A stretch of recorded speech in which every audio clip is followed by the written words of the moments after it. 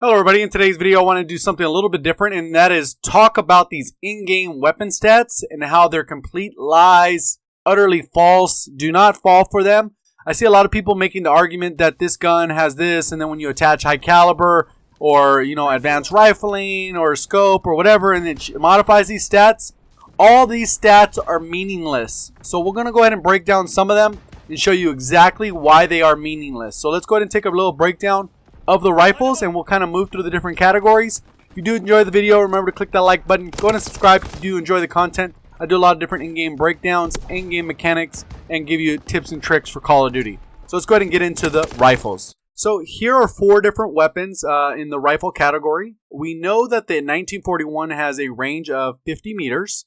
So if let's say 5 is 50 meters, we'll kind of compare that to the other categories, right?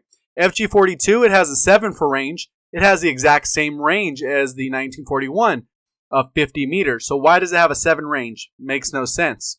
STG-44, it has a range of 50 meters as well. So right there you can see no difference than the 1941. So those ones align. Here's where it gets real tricky. The range on the bar is 18 meters. So it has 18 meters compared to 50 meters is significantly less. That's less than half. But in the in-game stats, it's going to say it has a 6. Well, as far as damage profile, the M1941 and the STG are very much aligned. The FG and the bar are very aligned, so maybe they got the damage profile right on this one. But overall, makes no sense the way that these guns are aligned as far as range. So do not trust that stat. We're going to go ahead and look at some other guns, and you'll see how those don't align either. So I'm actually going to put a graphic up on the screen, and the graphic's going to show you kind of some of the things that don't align.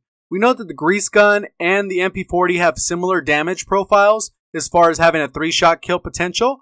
So it makes sense that their damage is 6. But when we go to the PPSH, it does not have the same damage profile. So it should not have a damage profile of 6. It should have a damage profile of at least 5 if they were accurate. Now let's go ahead and talk a little bit about fire rate. The fire rates are on the right, as you can see. So if the actual rate of fires match the actual in-game stats, the MP40 and the PPSH are the fastest, so that should be a 7 or an 8. And then the Type 100 should be 1 less than that because there's about 100 variance there between their rate of fires. And then between the Type 100 and the grease gun, there should be 1 variance there. So they should either be 5, 6, 7 or 6, 7, 8 as far as the way the rate of fire works. So do not trust these stats. I'm telling you guys, do not trust them. I have a lot of conversations with people and they say, well, this and this, it does not make sense, doesn't work. It's like with the attachments as well. A lot of times people fall for the attachments. Let me put on FMJ. It does more damage. No, it doesn't. It does damage through items, through surfaces, but it does not do more damage. So something to keep in mind. Just be wary of these in-game stats. They're very broken. We're going to look at one more category as far as the LMGs go, just to kind of put that to rest. If you are enjoying the video and you do like these in-game breakdowns, go ahead and make sure you drop a like. Go ahead and make sure you subscribe if you haven't already and turn those notifications on. Let's get into some LMGs. If you'd like actually copies of this actual little charts, I'm going to link that down in the description. I actually pulled this from Reddit. There's actually some guy that actually made a website all around the time to kill, shots to kill, all that different thing for all the different weapons in Call of Duty World War II. So go ahead and check that out if you're interested. As far as this actual slide shows, the GPMG has a rate of fire of 722. We look at the MG15 to the lower left, it has the exact same rate of fire. But in-game stats say that one has a 7 versus a 10, which makes 0 sense. And now if we're going to look at the bottom right, we got the MG42. And the MG42 has a rate of fire of 652, which they mark it as a 7. So that's exactly the same as the MG15. Makes 0 sense.